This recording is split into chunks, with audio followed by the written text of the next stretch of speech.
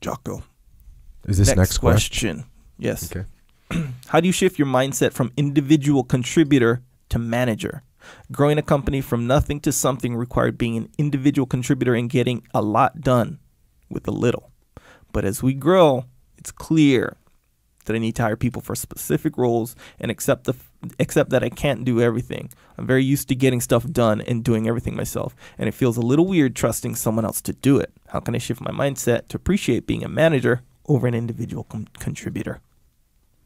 So, straight up out of the gate, you are actually failing as a leader by doing what you're doing, by continuing to do things yourself, get in the weeds, and not let people lead. You're actually failing as a leader, and therefore failing the team. So, number one, you have to watch out for that.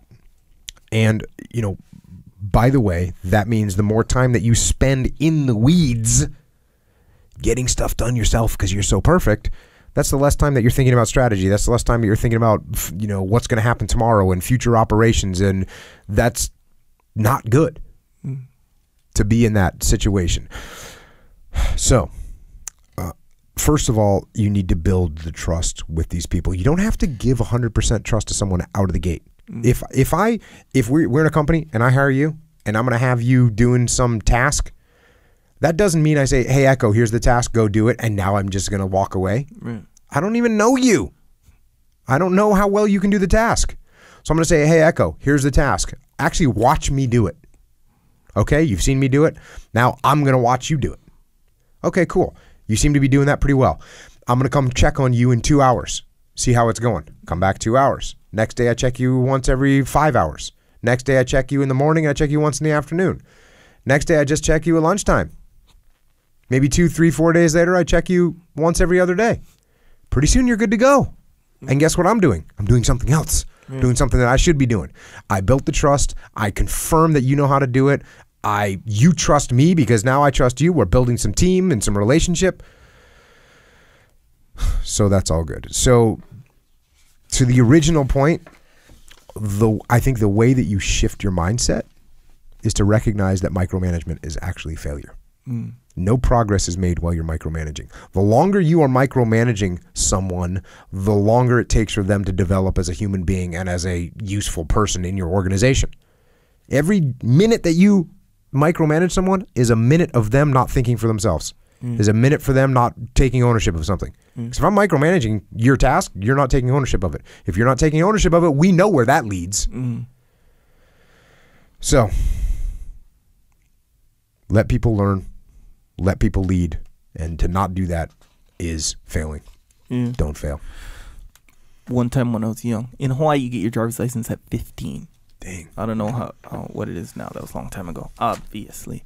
But I learned to drive with my dad before that. When we were young, we'd get in Kauai, there's dirt roads everywhere. So he's like, hey, and it started with when we were young, like 7, 8 years old, we'd sit on his lap. So he'd do the shifting and the gas and the brake and stuff like that. Dirt roads, we'd just do the steering. That's what it kind of started with. Then after a while, he's like, okay, now we're just going to learn how to do this. It was a manual stick shift. So he was like, okay, now you just learn how to go. Right. And now it's go and shift gears, all on the dirt road, whatever. And so when I was like just turned 15 or maybe even 14, and he was like, hey, he's like, all right, let's go drive. Usually it'd be like we're going to the beach. So on the way home, hey, let's take this dirt road. You can steer kind of thing. But this was actually like, okay, let's go drive.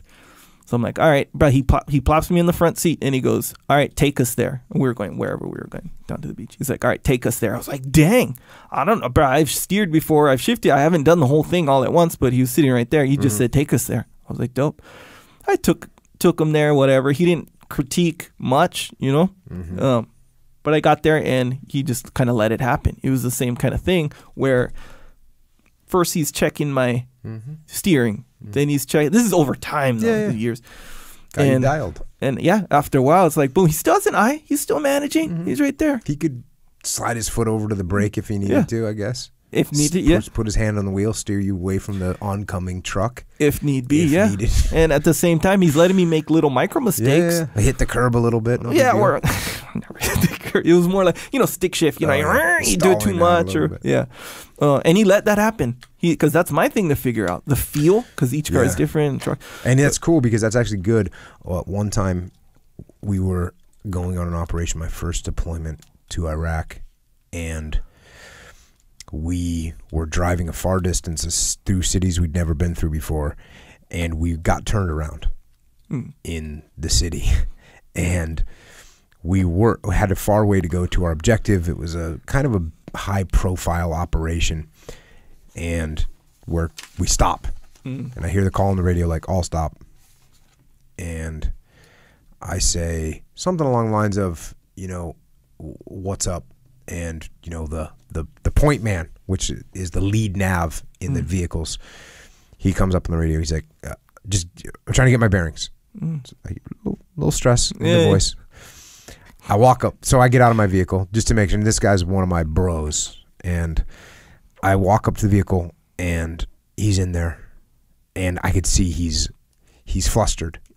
He's flustered, and he's, I don't want to say embarrassed, but he's flustered, and now I'm there. Yeah. You know what I mean? Yes, and I do. I think his thoughts are Jocko's, Jocko's going to be mad or whatever. Yeah. And I go up, and he's cracks open the door, right? I open the door on the Humvee, and I go, "What's up, man?" Just in the most mellow voice I go, "Hey, what's up, man?"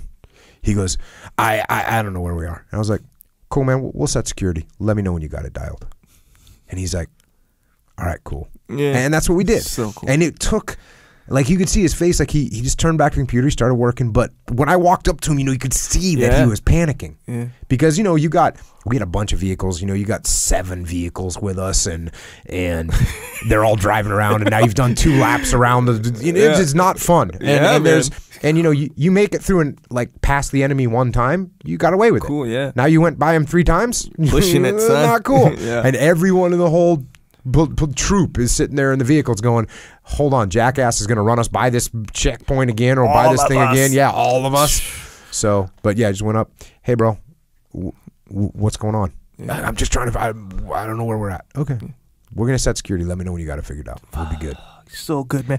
And that's so good on you, because everyone is feeling the stress, like what you're saying. For sure. It was like, dang, where's this guy leading us? What the hell? Does he not know? I'm sure everyone was feeling that. Yeah. Then it's like, all right, I got to kind of detach from that feeling and go, dang. And then, I got on the radio because that was, I just said, I said the guy's name. I'm like, "Hey, just getting it sorted out right now. We're going to be rolling here in about a few minutes when we know where we're at."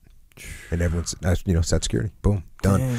There was another time we got ambushed on that same deployment. Sure. And I was in vehicle number 2, and we were in a big convoy, and the ambush pretty much was aimed at the center and then the back of the convoy. So a bunch of machine gun fire, a bunch of RPGs, and nothing really hit. And in fact, nothing did hit. The RPGs went over us, and I would never say much on the radio, right? Sure. And the guy in the back vehicle, he's actually the platoon chief. But I say I didn't say much, but clearly we just got ambushed. I mean, there was a massive amount of machine gun fire and explosions going off. Yeah. And we we continue on, and the platoon chief in the back, he says something on the radio, something along the lines of, he's like, comes up on the radio, he's like, "Hey, Jocko, we just got hit with an ambush back here." And I got on the radio, and I was like, "Roger."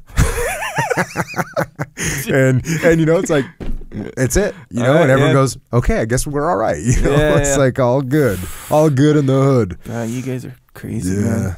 Yeah. I think you did me like that one day. Yes, in fact, when I say I think, I mean I remember the time you did me. Okay, so forgive me right now. You just talked about an actual ambush that actually happened. I'm talking about something way less impactful. Just bear with me. At least you're asking for forgiveness before you tell a grocery story.